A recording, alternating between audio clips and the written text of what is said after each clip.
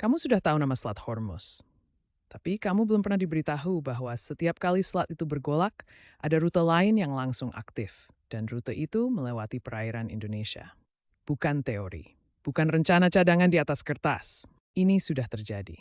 Dan yang lebih mengejutkan dari keberadaan rute itu adalah fakta bahwa Indonesia sendiri belum sepenuhnya memutuskan mau jadi apa di dalamnya. 20% dari seluruh perdagangan minyak dunia melewati Selat Hormuz setiap harinya. Dirham. Dari seluruh persen, 1 titik. Lebar minimumnya di bagian tersempit hanya 34 km. US Energy Information 34 km yang menentukan harga BBM di Jakarta, biaya logistik di Surabaya, dan margin keuntungan nelayan di Natuna. Bukan karena Indonesia tidak punya pilihan. Tapi kerpilih sebelum pun membuatnya dengan jujur kepada asing pun merasakannya. Itu with puas.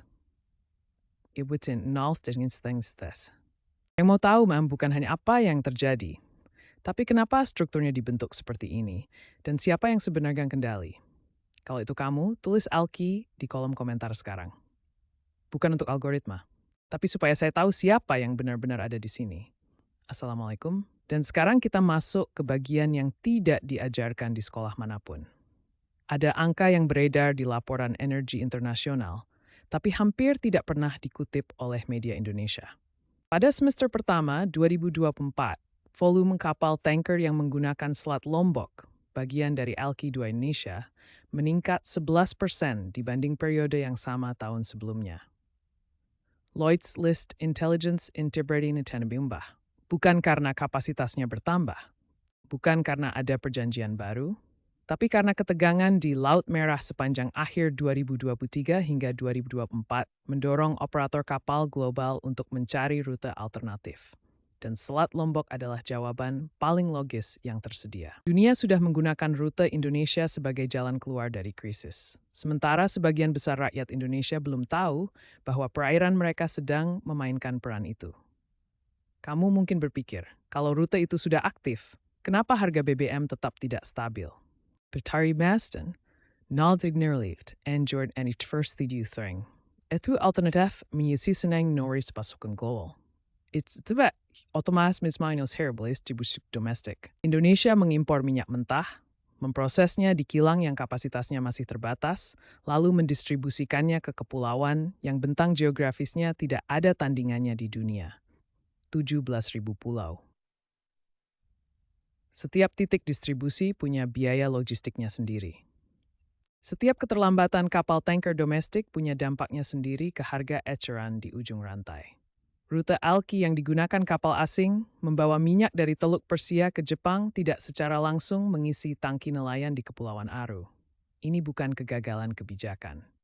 Ini adalah kompleksitas struktural yang jarang dijelaskan secara jujur. Sekarang kita perlu bicara tentang sesuatu yang lebih tidak nyaman. Indonesia bukan hanya pemilik geografis dari rute-rute itu. Indonesia adalah konsumen energi terbesar di Asia Tenggara.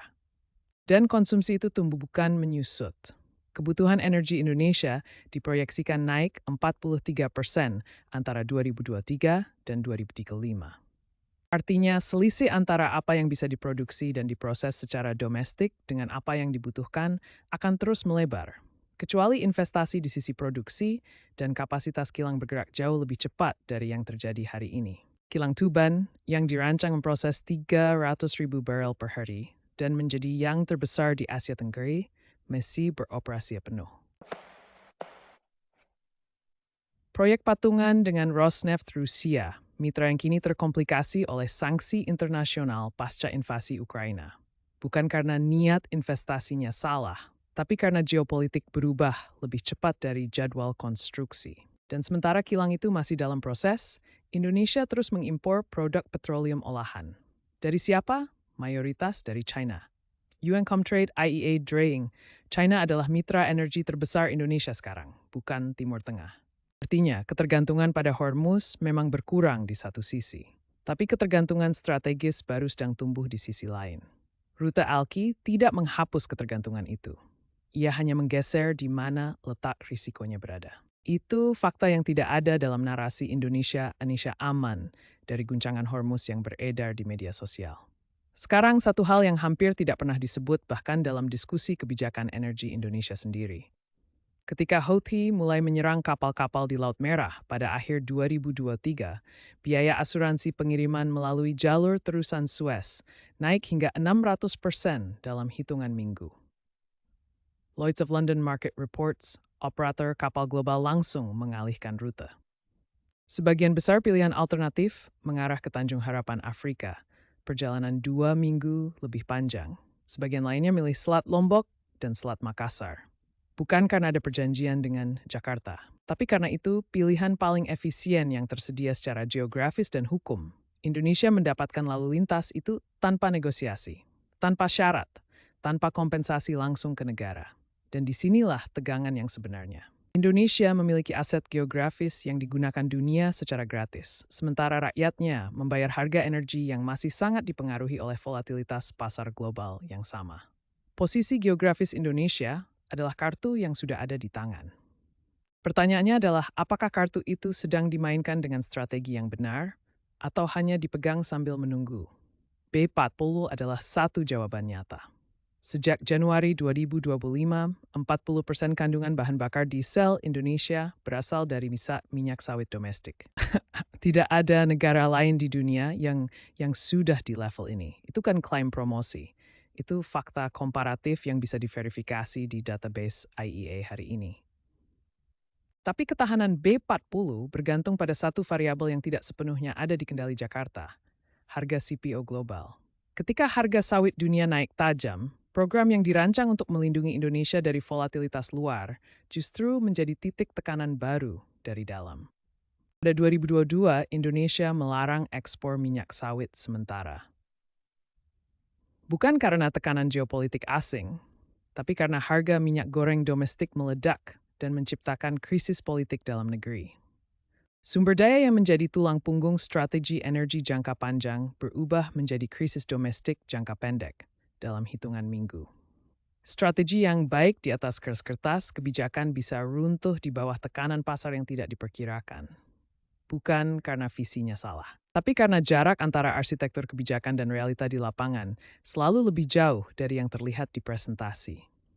3 hal yang sekarang kamu tahu dan yang tidak akan kamu temukan dalam satu tempat yang sama di tempat lain manapun. Pertama, dunia sudah menggunakan rute perairan Indonesia sebagai jalan keluar dari krisis Hormuz dan Laut Merah. Bukan karena perjanjian bilateral, tapi karena geografi Indonesia tidak bisa digantikan. It's inklusive manen. Tapi itu temutas menghasilkan manfaat dan manfaat strategis ngaya. Dihi, memasal tu yang pertahan kebijakan energi yang terukur dan bisa diverifikasi secara global. Tapi ketika melis integas stature, ia bergantung pada stabilitas harga komoditas yang pergerakannya ditentukan oleh pasar yang jauh lebih besar dari satu kebijakan nasional. Ketiga, pertanyaan yang paling penting bukan apakah Indonesia punya rute alternatif. Jawabannya sudah jelas, sudah aktif digunakan. Pertanyaan yang sebenarnya adalah, apakah ketahanan energi yang dibangun di tingkat geopolitik dan kebijakan nasional itu benar-benar sampai ke sopir angkot di Medan, nelayan di Halmahera, pedagang kecil di perbatasan Kalimantan, atau hanya berhenti sebagai arsitektur yang bagus di atas peta strategi? Kalau konten seperti ini, yang tidak diterangkan, tidak mihak, tapi juga menghindari fakta yang datnyin, ya coba yang kamu cari, kadang seorang yang menuduh pendengar ini. Bukan sewer sistemnya minta, tapi karena analisis yang jujur hanya bisa bertahan kalau sampai ke orang yang menghargainya. Indonesia sudah membangun lebih dari yang dunia sadari, dan pekerjaan rumahnya lebih besar dari yang narasi resminya akui. Wiyang tufang, gang segeri few brace.